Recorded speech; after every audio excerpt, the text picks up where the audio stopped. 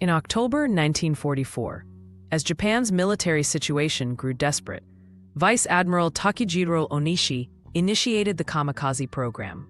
Young pilots, often students with minimal training, were ordered to sacrifice themselves by crashing into Allied ships. This scene depicts a 19-year-old pilot receiving his mission orders at a dusk-lit base. Historical records show many such recruits were pressured through peer coercion or appeals to Bushido honor, despite private fears. The trembling hands holding the paper symbolize the irreversible fate awaiting him. Over 80% of kamikaze pilots left farewell letters, now preserved in Japan's peace memorial museums. This pilot writes by lantern light in the barracks, his words revealing the era's emotional conflict. "Father, forgive my unfilial death."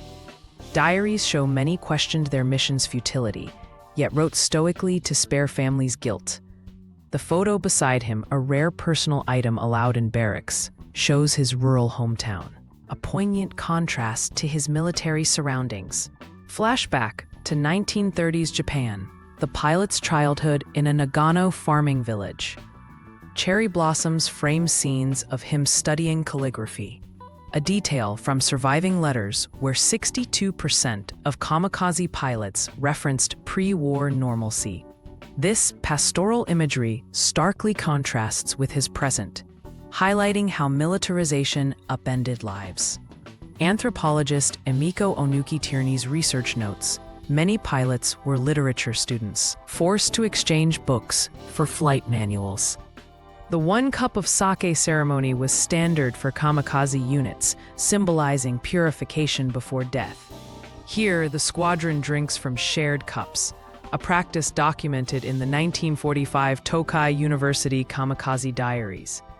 Though framed as voluntary, accounts reveal officers manipulated Shinto beliefs, promising enshrinement at Yasukuni Shrine.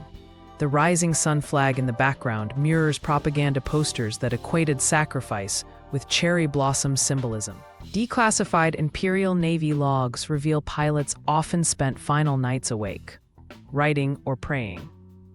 This scene shows our pilot clutching a Buddhist prayer bead, a detail from Lieutenant Toshio Anazawa's recovered belongings.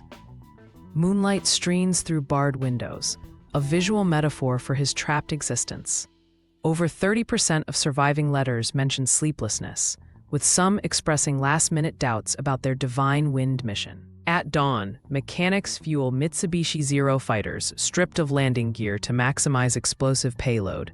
As per 1944 tactical manuals, the misty airfield mirrors historical photos from Chiron Peace Museum. Pilots underwent final checks, knowing 89% of sorties resulted in death. This moment captures the eerie calm before missions where statistically only 1 in 40 planes breached Allied defenses. And from cockpit view, the pilot spots his target, a U.S. aircraft carrier, likely from Task Force 58. Kamikaze attacks sank 36 ships and damaged 368 more during Okinawa's Battle of the Pacific, April-June 1945. As he flies, flashbacks show his university days, a nod to the 23% of kamikaze pilots who were drafted students. The ocean below mirrors the eternal blue described in Lieutenant Yukio Seki's final poem. In his last seconds, as recorded in rare surviving radio transcripts, pilots often shouted "Banzai" or family names. This scene shows his deep breath before impact, a detail from USS Essex crew accounts describing kamikaze pilots' serene faces before collision. The throttle at full forward mirrors wreckage analyses showing 72% of planes hit at maximum speed. Black smoke billows from the USS Bunker Hill, one of 14 carriers hit by kamikaze strikes in 1945. This mirrors actual footage from the Battle of Okinawa, where suicide attacks caused 70% of U.S. Navy casualties. The fading light symbolizes Japan's dwindling hopes. By June 1945, kamikaze units had lost 90% of their planes without altering the war's outcome. The camera reveals the pilot's letter arriving at his rural home, now a common exhibit in peace museums. Over 3,000 such letters exist today, with 60% containing requests to care for aging parents. His mother's trembling hands mirror his own in Scene 1, completing the cycle of loss.